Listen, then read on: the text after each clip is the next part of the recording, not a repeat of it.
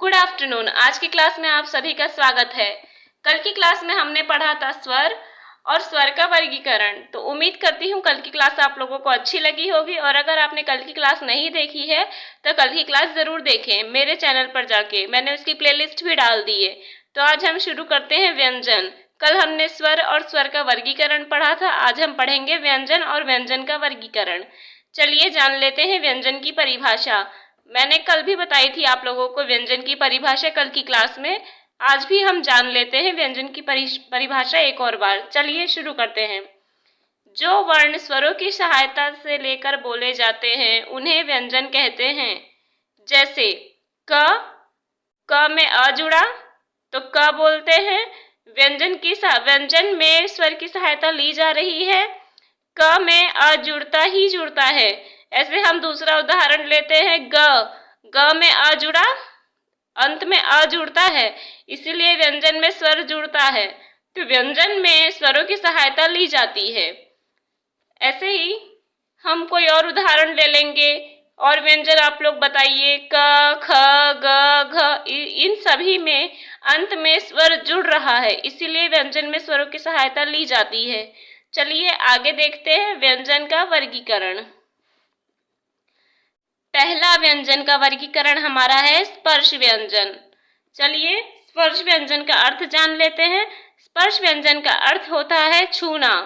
और परिभाषा, जो वर्ण हमारे शरीर के अंगों को स्पर्श करके बोले जाते हैं उन्हें स्पर्श व्यंजन कहते हैं। यानी कि ऐसे वर्ण जो हमारे शरीर के अंगों को स्पर्श करे। अंग हमारा हुआ कंठ, तालु, मूर्धा, ये सब हमारे अंग हैं, तो उन्हीं को स्पर्श करके बोले जाते हैं। और स्पर्श व्यंजन की संख्या होती है 25 और इन्हें 5-5 वर्गों में बांटा गया है। स्पर्श व्यंजन की संख्या 25 हुई, वैसे ही उच्चारण के आधार पर स्पर्श व्यंजन की संख्या 27 होती है। 25 तो पहले हो गई, 27 दो द्विगुण जुड़ने से बन गई। द्विगुण व्यंजन को ही उच्छिष्ट व्यंजन भी कहते हैं। ड़ और ढ ये दोनों द्विगुण व्यंजन हैं। ये दोनों के जुड़ने से उच्चारण के आधार पर स्पर्श की संख्या कितनी हो गई? 27 हो गई। चलिए आगे जानते हैं।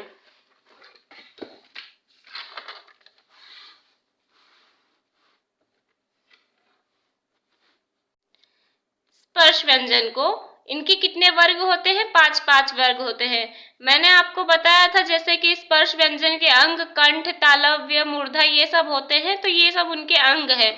चलिए उनके अंग देख लेते हैं और उनके वर्गों को देख लेते हैं। पहला कंठीय व्यंजन। कंठीय व्यंजन की परिभाषा पहले जान लेते हैं। जिन वर्णों का उच्चारण करने पर जीभ का पिछला हिस्सा हमारे कंठ को छूता है, यानी कि जिन वर्णों का उच्चारण करने पर हमारे जीभ का जो पीछे वाला भाग है हमारे कंठ को स्पर्श करे। पीछे वाला भाग सब हमारे कंठ पर सबसे ज्यादा बल पीछे वाले हिस्से का जा रहा है हमारे जीभ का, तो वो होगा हमारा कंठीय व्यंजन। तो कंठीय व्यंजन में 5 वर्ग कौन से आते हैं? क वर्ग के 5 वर्ग आते हैं। देख लेते हैं कौन से क, ख, ग, घ, अंग। ये 5 वर्ग कंठीय व्यंजन के हो गए। चलिए आगे जानते हैं तालव्य व्यंजन को। इनकी परिभाषा देख लेते हैं। जिन वर्णों का उच्चारण तालु से होता है उन्हें तालव्य व्यंजन कहते हैं। यानी कि जिन ऐसे वर्ण जिनका उच्चारण बोलते समय हमारा भार तालु पर जाए।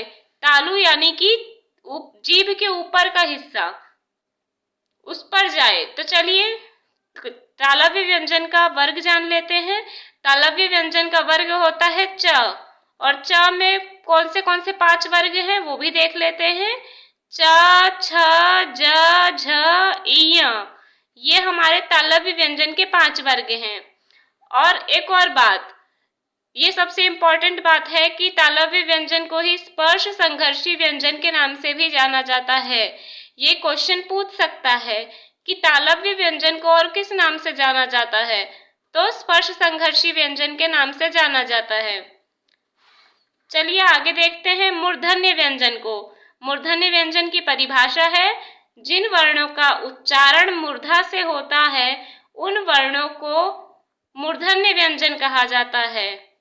यानी कि जिन वर्ण का उच्चारण करते समय हमारे वर्ण का भार मूर्धा पड़ जाए, उन्हीं को कहते हैं मूर्धन्य व्यंजन। हमारे मूर्धन्य व्यंजन का वर्ग है ट। ट हमारे मूर्धन्य व्यंजन का वर्ग है और वो 5 वर्ग हैं। ट, ठ, ड, ढ, ण। यह हमारे मूर्धन्य व्यंजन का 5 वर्ग है। आगे देखते हैं दंतीय व्यंजन। दंतीय व्यंजन की परिभाषा जान लेते हैं। जिन वर्णों का उच्चारण करने पर जीभ का अग्रभाग हमारे ऊपर के दांतों को स्पर्श करता है, यानी कि ऐसे वर्ण जिनका उच्चारण करने पर हमारे जीभ का आगे का भाग, यानी कि आगे का भाग हमारे दांतों को स्पर्श करता है।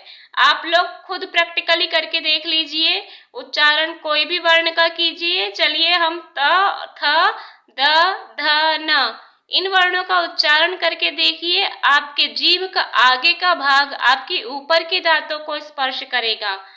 तो ये हमारे दंतीय व्यंजन के 5 वर्ग हैं। कौन से? त, थ, द, ध, न। ये हमारे दंती व्यंजन के 5 वर्ग हो गए।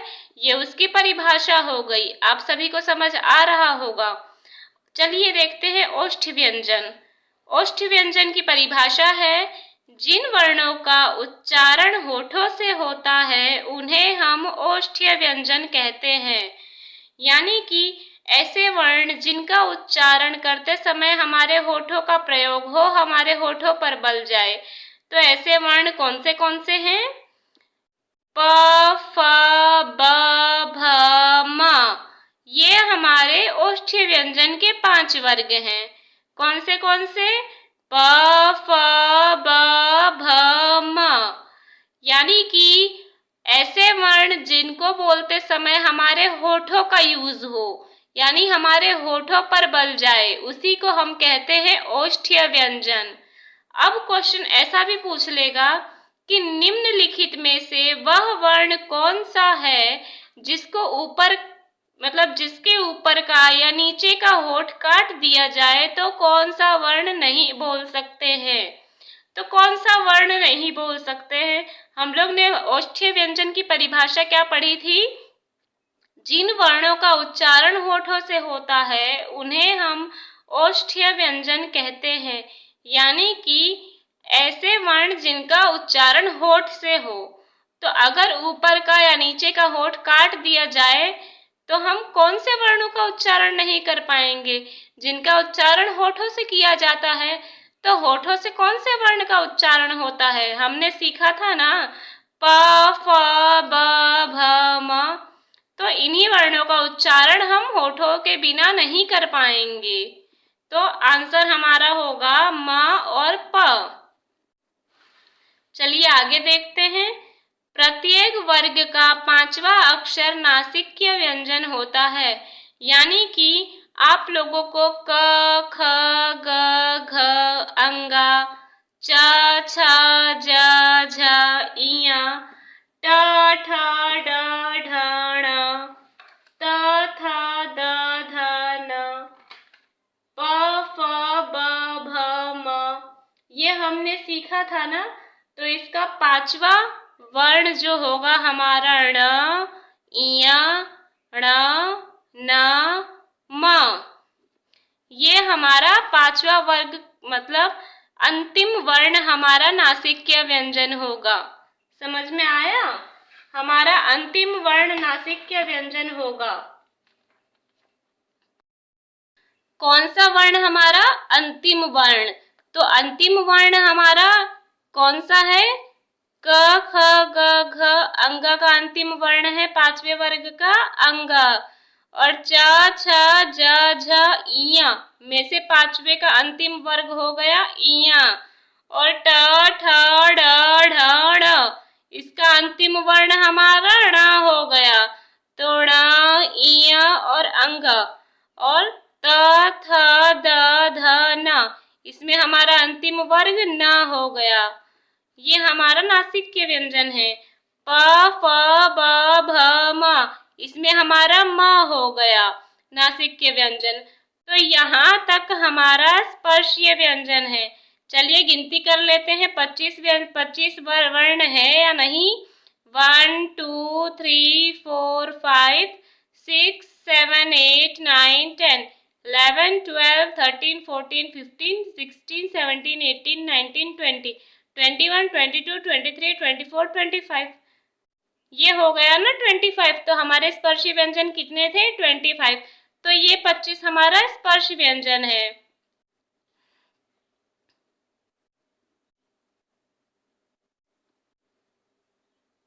समझ में आया? यानी कि 5 × 5 हमारा कितना होता है? 5। 5 वर्ग का 5वां अंतिम वर्ण हमारा स्पर्श व्यंजन हो गया, यानी कि 25 व्यंजन है हमारे स्पर्शीय व्यंजन। समझ में आया? चलिए अब आगे देख लेते हैं अंतस्थ व्यंजन को, हमारे व्यंजन का दूसरा वर्गीकरण। पहला हमने सीखा स्पर्श व्यंजन, अब हम दूसरा सीखेंगे अंतस्थ व्यंजन। अंतस्थ व्यंजन की परिभाषा हमारी ये है, जिन वर्णों का उच्चारण करने पर मुख और नाक से कम वायु बाहर निकले उसे अंतस्थ व्यंजन कहते हैं। यानी कि ऐसे वर्ण का उच्चारण करने पर जिससे हमारे मुंह और नाक से कम हवा निकले, ऐसे वर्णों को अंतस्थ व्यंजन कहते हैं। आप लोग प्रैक्टिकली करके देख लीजिए, ऐसे कौन से वर्ण हैं जिनका उच्चारण करने पर कम वायु निकलती है? तो य, व, र, ल, ये हमारे अंतस्थ व्यंजन हैं और इनकी संख्या कितनी है? 4 है। और अंतस्थ व्यंजन को ही संघर्षहीन और अर्ध स्वर कहा गया है। अर्ध स्वर इसीलिए कहा गया है क्योंकि जैसे उदाहरण ले लेते हैं, कोवा को हम कोवा भी कह सकते हैं। समझ में आया? अब ऊष्म व्यंजन देखते हैं, हमारे व्यंजन का तीसरा वर्गीकरण। परिभाषा जान लेते हैं, जिन वर्ण का उच्चारण करने पर मुख और नाक से समान मात्रा में वायु बाहर निकले उन्हें ऊष्म व्यंजन कहते हैं। यानी कि ऐसे वर्णों का उच्चारण करने पर जिनसे मुंह और हमारे नाक दोनों से एक ही मात्रा यानी समान मात्रा में हमारे मुंह से और नाक से वायु समान मात्रा में बाहर निकले, उन्हें ही ऊष्म व्यंजन कहते हैं। यानी कि गर्म, ऊष्म से ही पता चल रहा होगा गर्म। तो हमारे ऊष्म व्यंजन की संख्या 4 है। कौन से हैं वो? तीनों श और ह। कौन से हैं? तीनों श और ह। और ऊष्म व्यंजन को ही संघर्षी व्यंजन के नाम से भी जानते हैं। क्वेश्चन पूछ भी सकता है कि ऊष्म व्यंजन को हम और किस नाम से जानते हैं? तो संघर्षी व्यंजन नाम से जानते हैं। अब हमारे व्यंजन के वर्गीकरण का चौथा वर्गीकरण, संयुक्त व्यंजन। जो वर्ण दो विभिन्न वर्णों के योग से मिलकर बने हो उन्हें संयुक्त व्यंजन कहते हैं। ऐसे वर्ण जो दो अलग वर्णों के योग से मिलकर बने हो, यानी कि चलिए वो भी हम समझ लेते हैं। उससे पहले हम इनकी संख्या जान लेते हैं। इनकी संख्या संयुक्त व्यंजन की 4 है। और कैसे है 4? और कौन से दो विभिन्न वर्णों से मिलकर संयुक्त व्यंजन बनता है? पहले तो 4 संख्या हमारी छ, त्रंग, ऋषि, ज्ञ। छ, त्रंग, ज्ञ, ऋषि। ठीक है। अब छ कैसे मिलकर बना है? क और श से मिलकर बना है। त्र हमारा त और र से मिलकर बना है। ऋषि हमारा श और र से मिलकर बना है। और ज्ञ हमारा ज और य से मिलकर बना है। समझ में आया? और हमारा आगे चलते हैं, कौन सा है हमारा? द्विगुण व्यंजन। द्विगुण व्यंजन हमारे 2 ही होते हैं। कौन से होते हैं? अंग और ड। कौन से होते हैं? अंग और ड। द्विगुण व्यंजन को ही उच्छित व्यंजन नाम से भी जानते हैं। परिभाषा देख लेते हैं, जिन वर्णों का उच्चारण करने पर जीभ ऊपर उठकर तुरंत झटके से नीचे गिरती है। यानी कि ऐसे कौन से वर्ण हैं जिनका उच्चारण करें तो हमारे जीभ ऊपर जाए फिर तुरंत झटके से नीचे आए। चलिए आप लोग प्रैक्टिकली वर्णों को देख लेते हैं, कौन से ऐसे वर्ण हैं जिनको द्विगुण और उच्छित व्यंजन भी कहते हैं। हमने तो जाना ही है ना, ड़ और ण, अंग और ड। आगे हमारा आ गया अयोग वह व्यंजन, उसकी परिभाषा भी जान लेते हैं। जो वर्ण अ के योग से बने हैं किंतु व्यंजन की तरह अर्थ प्रकट करते हैं, उन्हें अयोग वह व्यंजन कहते हैं। ऐसे वर्ण जो अ के योग से बने हैं लेकिन व्यंजन की तरह अर्थ प्रकट करके बाहर आए, उन्हें ही अयोग वह व्यंजन कहते हैं। और अयोग वह व्यंजन को ही असंगत व्यंजन के नाम से जाना जाता है। देख लेते हैं कैसे। एग्जाम्पल है अम और अह। क्वेश्चन ये भी पूछ लेगा कि अनुस्वार और विसर्ग कौन से हैं। तो अनुस्वार हमारा हो गया अम और विसर्ग हमारा अह हो गया। ये हमारा छंद में काम आएगा। समझ में आया? ये हमारा आगे चल के काम आएगा। ये हम आगे के टॉपिक में देखेंगे, अनुस्वार और विसर्ग। अगर आपको आज की क्लास अच्छी लगी हो तो मेरे चैनल को प्लीज लाइक, सब्सक्राइब और अपने दोस्तों को शेयर करिएगा। और आज की क्लास आपको तभी समझ आएगी जब आपने मेरी पहले वाली क्लास देखी होगी, यानी कि स्वर का वर्गीकरण।